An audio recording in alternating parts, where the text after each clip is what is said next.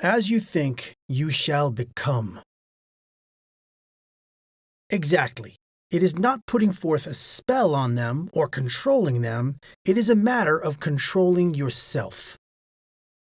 Your destiny depends on what you think. As you think, you shall become. And so long as you think, so long you remain free. I hate classifications, but this one is needed to carry forth the point. Nice guy. This guy is still acting like a chick, like a he-nid. He is feeling her. He is in the orbit of the hot chick and feels so mystified by her. The nice guy is boring, but he never realizes this because he feels so good by being around the hot chick. This is why the nice guy keeps doing his stupid dinner dates and stays consistently boring. Player. This guy knows how stupid the nice guy is and strives to control the chick. He aims at rapport and creating attraction, because you cannot be creating feelings forever, especially when it comes to a relationship, and can't hide behind mystery and distance any longer. This guy is still at ground zero. He is not in the negative world of the nice guy, but he still hasn't understood the role nature has. This path leads only to vanity, never love. Don Juan. The historical Don Juan was a man who led a victorious naval battle. He would later run off and go after the Princess of Aragon, I believe. The nice guy is drunk with his feelings. The player keeps thinking of control and power over the chick's feelings. The Don Juan gives off feelings unconsciously. He is a sexual light in the world women flock to. The nice guy mythologizes woman. He turns her into a goddess.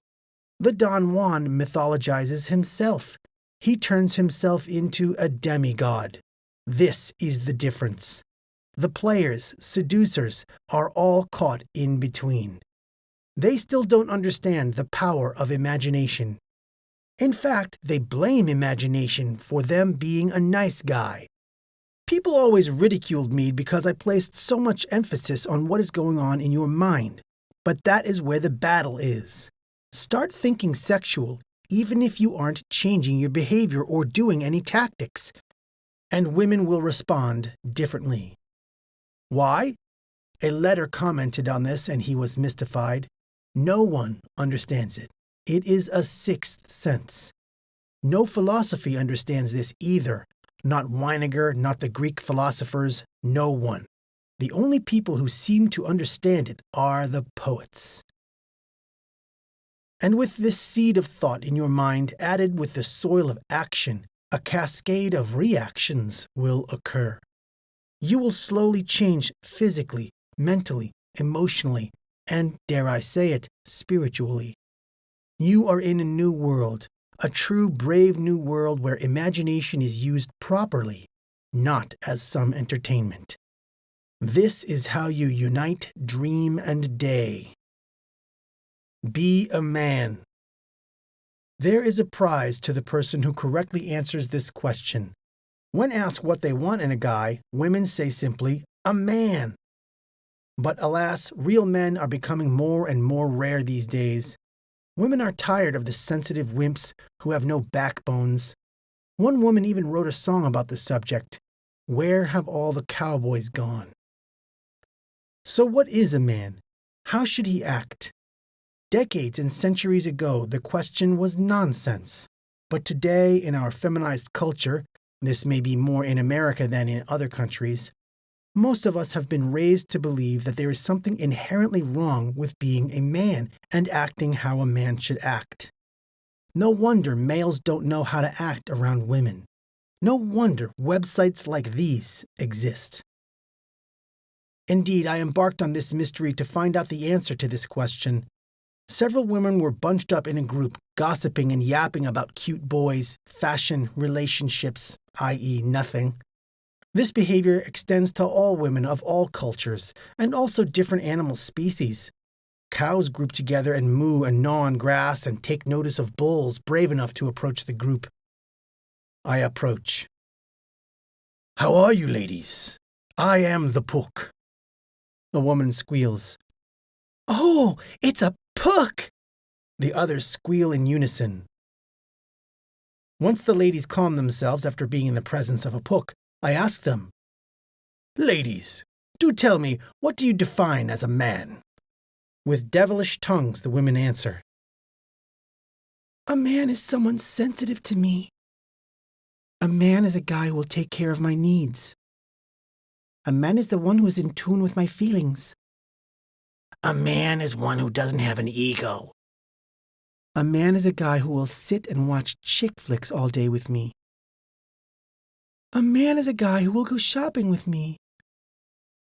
A man is a guy who will share all his feelings with me. Such are the common answers. The males listen and actualize what the women say. They are constantly declared sweet and wonderful and nice. Oh, so nice.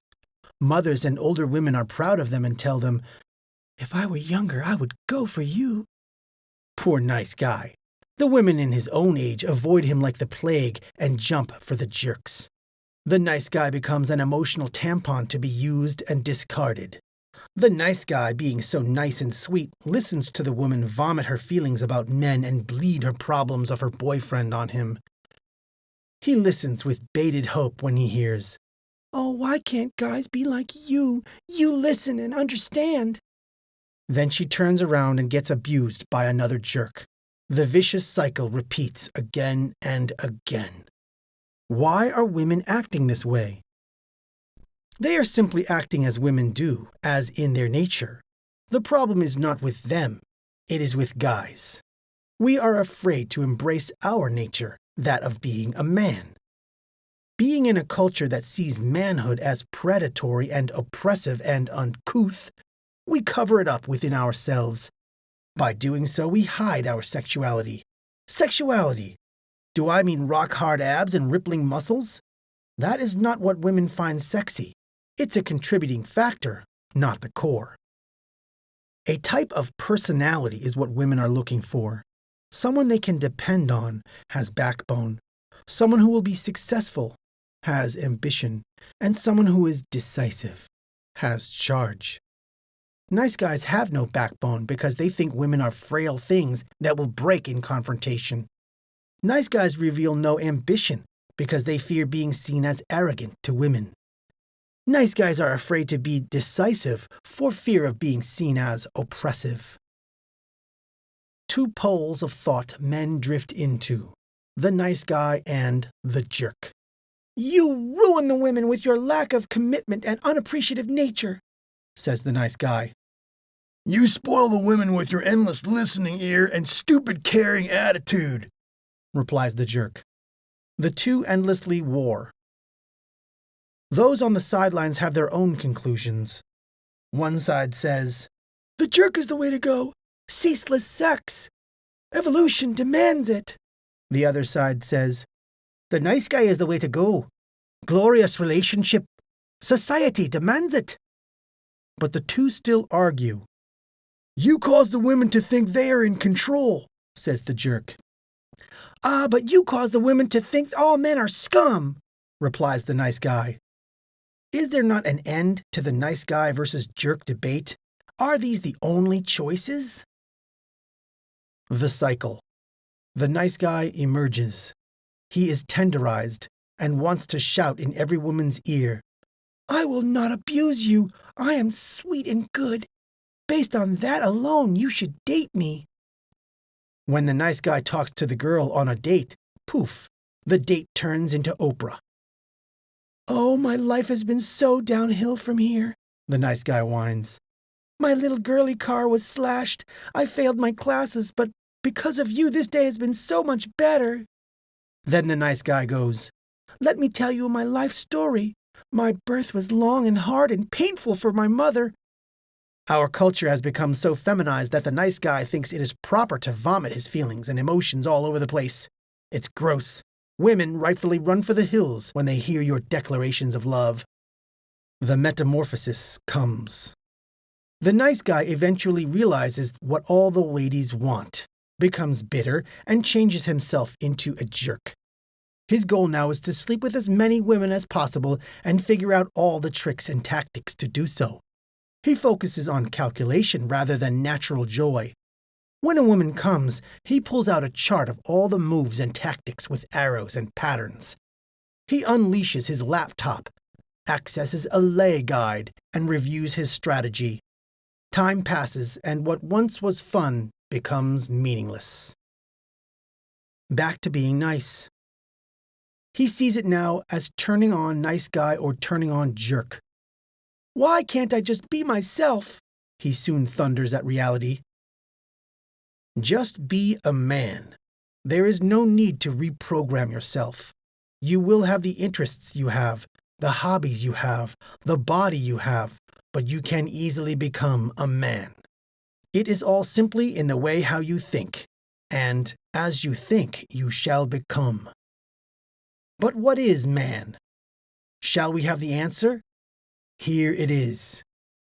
A man is a guy who is not scared of his testosterone. A man follows the passion in his life. Passion of women? Of course not. A man has goals and desires that goes above that of chasing chicks. After childhood, there are true winners and losers in life. A man desires to be the winner. A man wants to win in what he does. Because of his passion, a man can sometimes come off as arrogant and egotistical. He does not apologize for this or for his desires. It is your actions that cause the disgrace of men, says the nice guy. It is yours, replies the jerk.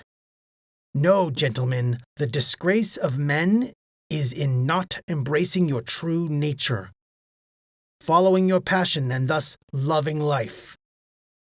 Women are to enhance your life, not to be your life. So, to the nice guy, stop placing your happiness on getting a girlfriend. To the jerk, quit wasting your life on seduction.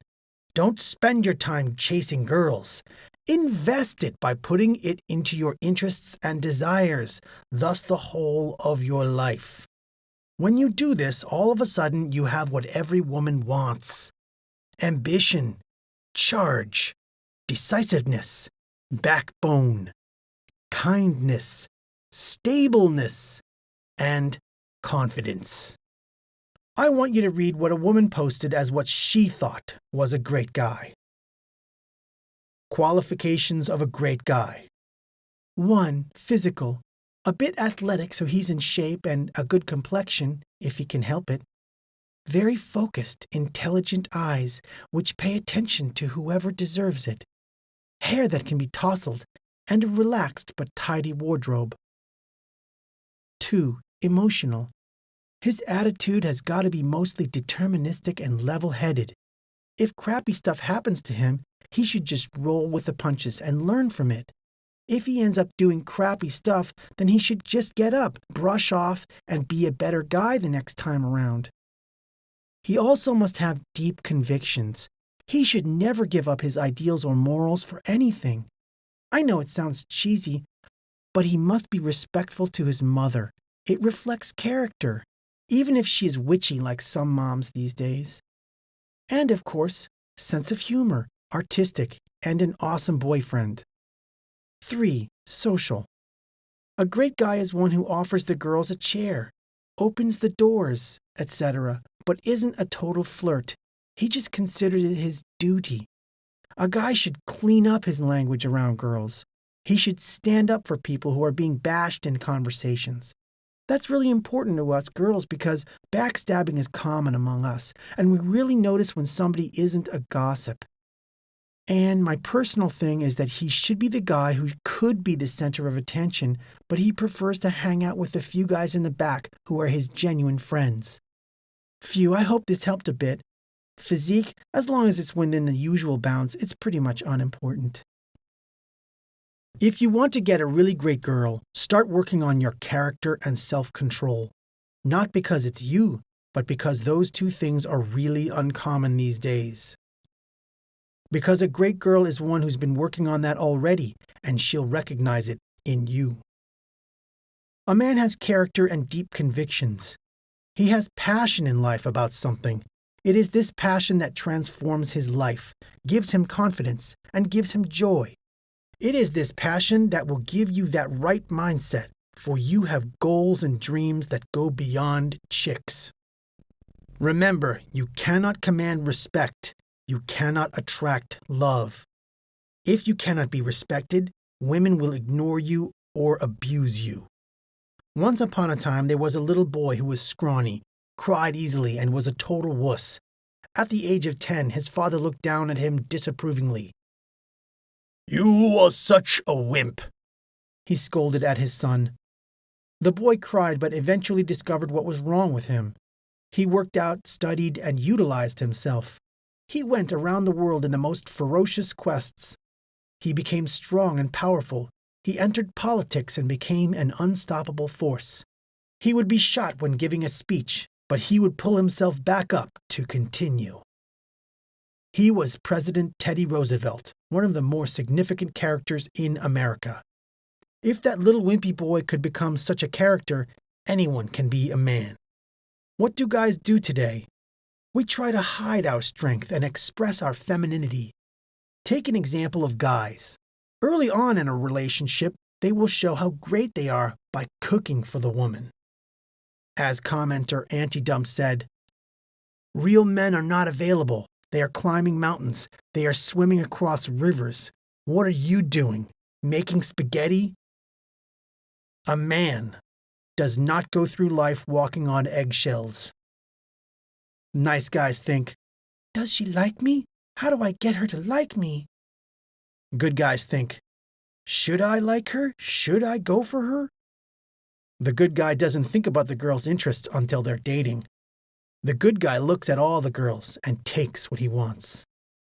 A man focuses on his dreams. No, this does not include the chick. You must have passion for something in life, something you even want to do for the rest of your life. A man does not apologize for his testosterone, for his desires. "Oh, I am so sorry, ladies. I am afflicted with this disease known as MALE. It is natural for me to glance at you, your oh-so-curvaceous body. I am so sorry. Please, please, please forgive me." Would a woman apologize for her feminine acts? So why should you apologize for your masculinity? A man tries to always win in what he does. After childhood, there are real winners and losers in life.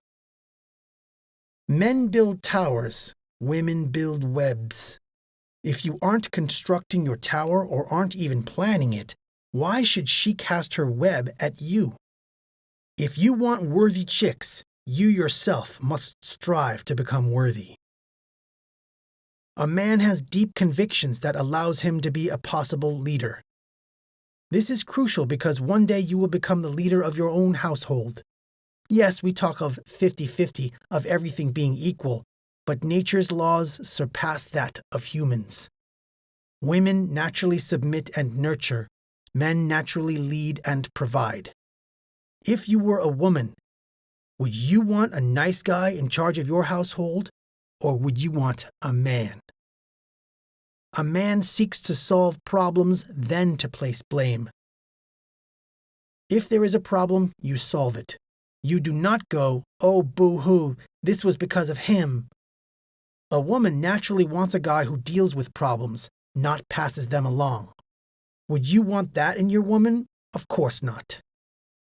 A man sees failure as only a temporary setback to the inevitable. Statistically, you are more likely to be rejected than to be accepted. So how do you become more and more accepted and have lots of girls? It is when you increase your trying so much that the acceptance rate satisfies you and you don't notice the rejections. Napoleon Hill's book, interviewing extremely successful people, these men of destiny did not let failure destroy them.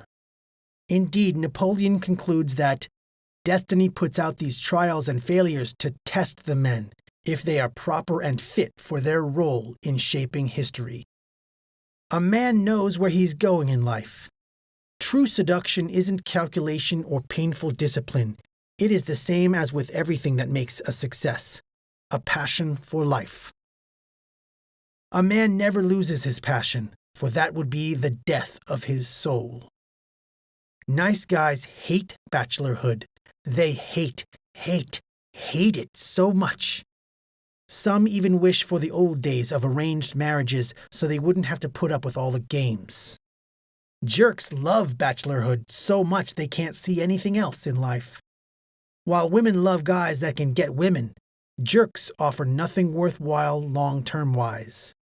Alas, the women always try to change the jerk, but never the nice guy. Why? Because a man is strength, and a jerk displays strength on some level. Nice guys never do. A man never feels he has to prove himself to anyone. Flowers, candy, poetry, all can be good additions to a relationship. But so many nice guys use them to buy the relationship as if they must prove themselves. They flood the poor woman with gifts to show they mean it. So away with the flowers, those dead plants as tokens of affection. Away with the chocolate, the candy, the sweets, those sugary pursuits to purchase love. Away with the poetry, those rotten verses of declarations of love. Away with the quest to prove yourself, and let her prove herself to you, for you are the Don Juan. Be a man, and with it you will advance in your career, your social life, and even your dealings with women. Men are very rare these days, so if you become one, you will be in high demand. Your career will become better as people look at you as a leader. Life will redevelop before your eyes, for you will obtain the most single quality that men, not trophy husbands, not nice guys, and not tactful players, but men, have a monopoly on: respect.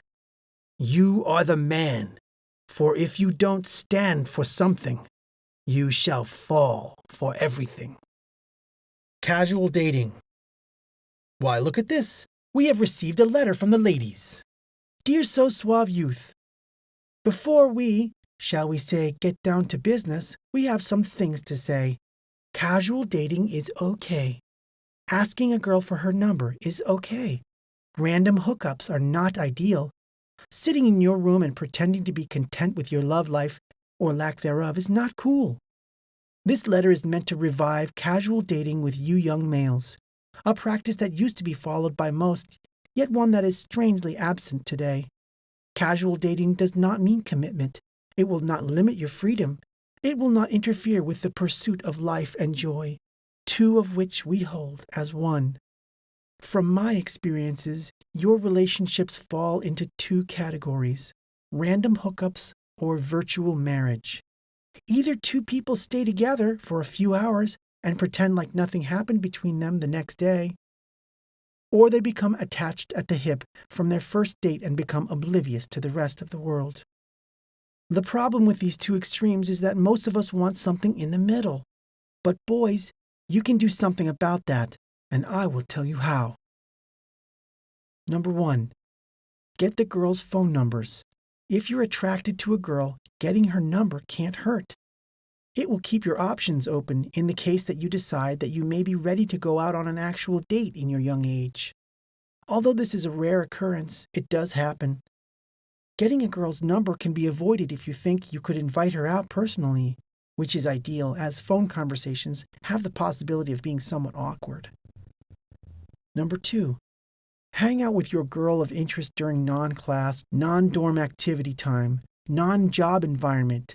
Invite her over for dinner at your house or dining hall or for some coffee, or for the gutsier guys, dinner at a restaurant. This is your chance to get to know your girl. Dates are fun, even if there's no chemistry or not a lot to talk about. Getting together puts you out there. It makes us feel like normal young people who do the normal dating things.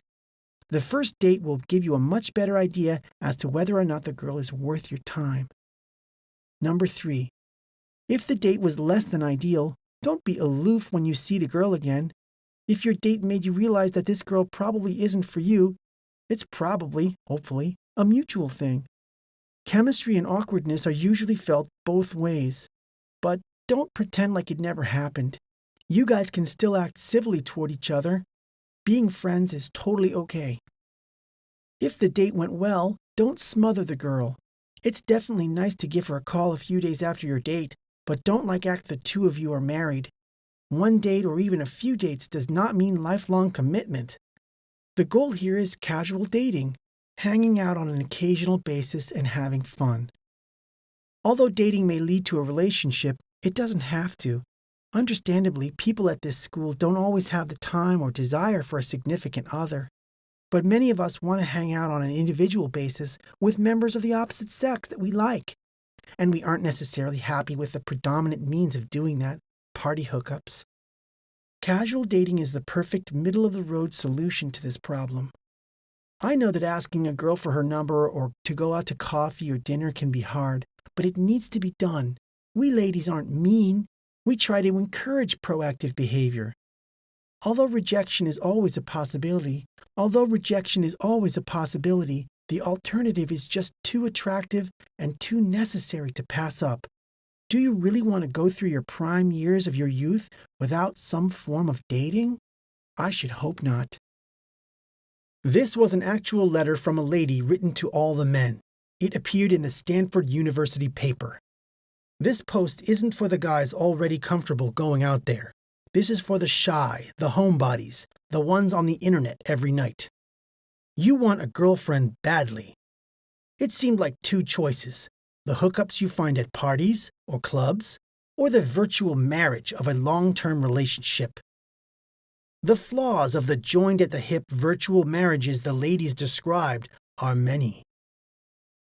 It keeps you from meeting other people, and it is just a clinginess of the other, of two people tired of being single. You can be successful at this with marriage and everything, but even that may result in failure.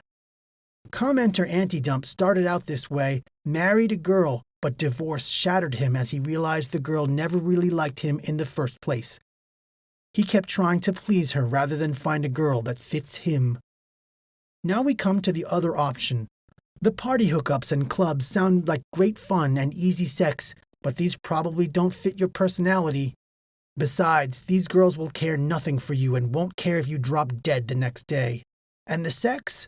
To these people, it becomes a theatrical act. It is mutual masturbation. It is not fulfilling. Also consider that perhaps one day you will be married. When you are married, what do you like to do? Why you go out? All the practice and skills you pick up with casual dating can be carried over to your marriage. Your pickup skills cannot. Casual dating has the best of two extremes of random hookups and virtual marriage. The possibility of sex is there, but it definitely won't be a girl who will toss you aside the next day.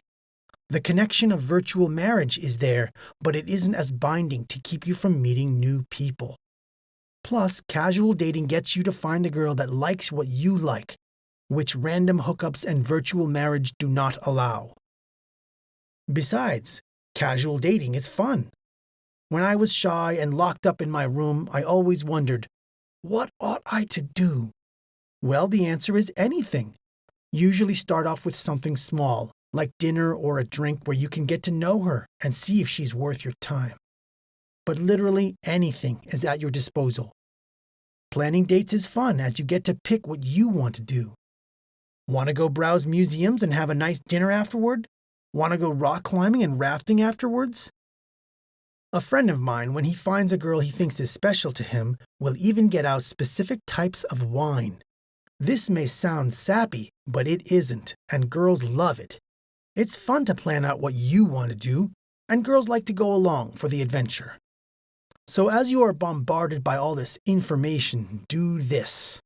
Forget about Pook. Forget about So Suave. Forget about the Don Juan Bible. Forget about tips and discussions, women, psychology, and specific techniques.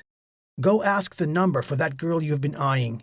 Do anything you'd like, from a simple dinner to an event. If she likes you, she won't care. Forget this web page with all its wordy text. People who stay here all day are trying to get it perfect. And you know what? Perfect is boring. Shake things up in your life. It won't matter if you don't know what to do for the second or third date. Most people don't. Do it one at a time. Go, change your life, not by reading my posts or studying the forum, but by doing what you always wanted to do. Go out with that lovely young lady. Start small and ask out a girl that you really like. Once you get a date or two under your belt, you'll wonder why you wasted so much time on article reading in the first place. And welcome. Life awaits. Structure of worlds. For 5 years, even in my absence, I have been attacked for looking for yourself, for structure in the world. When you were young, your parents and your friends gave you structure of the world.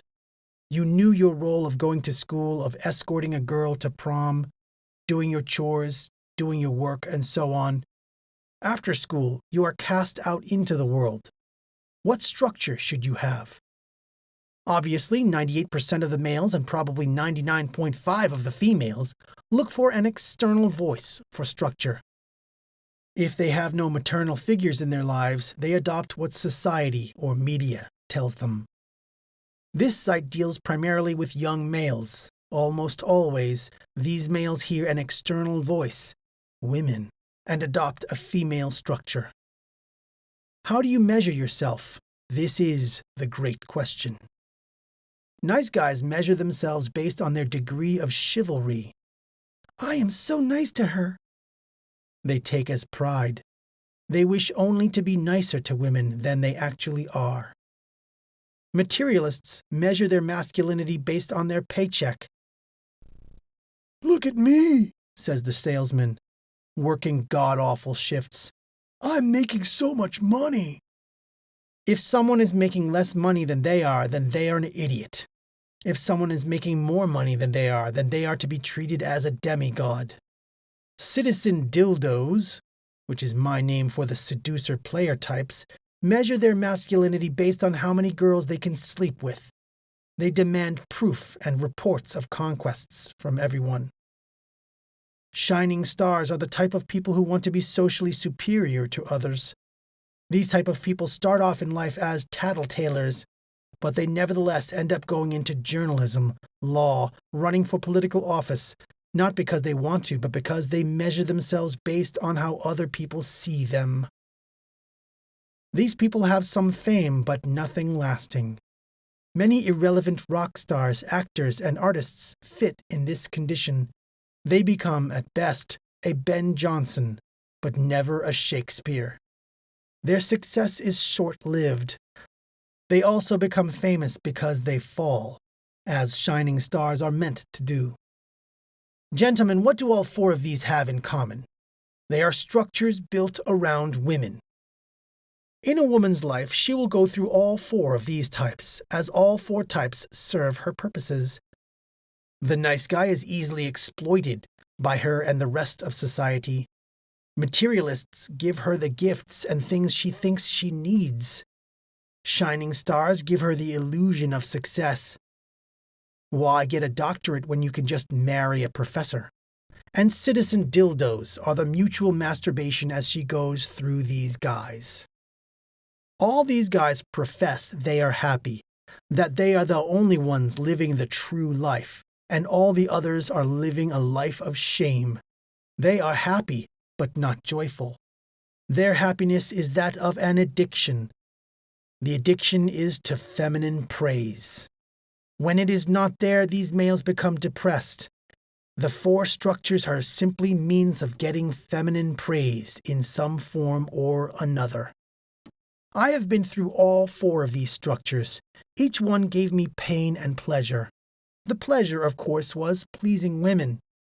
I switched from one structure to another when I realized it would gain more feminine praise. People say the objective is sex. Then explain to me why the never-laid nice guy will not A. Visit a prostitute, B. Sleep with easy girls, C. etc. The objective is not sex. It is feminine praise. Those addicted to it will be so endorphinized to see their lives slouch toward mediocrity. I trace the beginnings of female-centered life structures with Rousseau, who laid the eventual eggs that hatched matrilineage and matriarchy. Today, it is blind to us because most of us have never been told anything different. My posts and ideas came not just from everyday observations, but from the long line of history, religion, and literature that binds us all. It comes from famous biographies, from chats with very successful people you don't know, and some you do, and from looking at failures in others. What is failure? All 4 personalities differ on it, but I would define failure as betraying your soul, as living someone else's dream, and having no direction in life. What is success? It is love. Not love for a chivalrous relationship, nice guy, and not love for pussy, citizen dildo, and not love for money, materialist, and not love for glory, shining star. It is the genuine love for life. Find what you love and direct your passions to it. You will know you have found the right mate not because you two love the same hobbies, but because you both love the direction you and she are going in life. If you want to live your life working for money, or being nice to women, or working for pussy, or being praised by society, then don't be afraid to go ahead. All life is an experiment. I could be wrong, but I am not wrong about myself. I hope you do not choose a path that is wrong for you and your soul. When it is wrong, you will know. Imagine how Jesus would feel if he was cast to play the role of Napoleon. The result is the divided soul, which is a classical subject in many works, most chiefly Hamlet, a good-natured artistic youth cast in the role of savage revenge by the father. How many families want their offspring to play a role they are not suited for? What if we make our own structure, completely independent of feminine praise? What if we follow our dreams instead of women's dreams? What if the truly smart were not those who read a lot of books, but those who could read their own heart and soul? 5 years I have been on and off this forum. 5 years the same dull, dreary mugwump sayings have been cast at me. I could copy and paste what was talked about me 5 years ago, as it will match the same as today. What are my themes that cause the same old sayings, and when misplaced, it praises? You are the focus of your world, not the women. Instead of pissing away your youth trying to please women, why not invest that time in yourself? Such a radical concept. How dare I speak blasphemy to our female goddesses the youth sacrifice their lives to? Sex does not make you unique. Another radical concept. Because sex is what women have recognized to give often as feminine praise. How many men think they are the glory of the world because of sex? Live the life you want. Materialist. If a man spends his life in a soul-destroying job, he is held up as a model for society. Nice guy. A man discovers great love and throws himself at the girl, putting her on the pedestal, he kneeling as she becomes his new goddess. Shining star. Wants to enchant the gossipers, be it newspapers, television, or radio shows, or whatever else. They want loud titles to hide that they are not truly men, no matter their scripted appearances. Citizen dildo. A life full of notches on the bedpost. But then what? All 4 are addictive because they flood your body with stimulants. What is a nice guy's addiction of love but a stimulant? Why don't you just get a needle and jab it in your arm? At least it won't be absurd. Since I am not on the typical scale of nice guy or seducer, everyone wants me to act fully as one or the other, but I'm neither. Most websites can be categorized into the 4. This site flaps like a flag caught in harsh winds, not deciding which way fully to go, but wants to keep leaning into the citizen dildo. The websites that speak of different alternatives are few, just as few as the men that do it. Since I already have hundreds of pages of posts here, I have found a site that might help elaborate on this viewpoint further. Every post he makes is one I could have made almost spot on. The website listed is mirrorofthesoul.com. Don.blogspot.com. Note, his tone puts off many people. Also, some ideas he has are a bit too isolationist, but his heart is in the right place. Live your life instead of living for women. Sexuality is rapidly becoming a political and cultural problem. As strange as that may be, single women are increasing, birth rates are plunging, more people are becoming infertile, which causes secondary reactions, immigration becoming more pronounced, elderly social programs becoming threatened, governments spending money on marriage promotion and baby promotion. A storm is raging through our age. Too many guys are concerned about not getting wet, simply getting laid, finding a decent girl to marry, etc., and not getting out of the way of this howling juggernaut of the bigger issues such as matriarchy, plunging birth rates, etc. I wish you guys well. Just remember, you do not dodge a juggernaut by throwing yourself in front of it.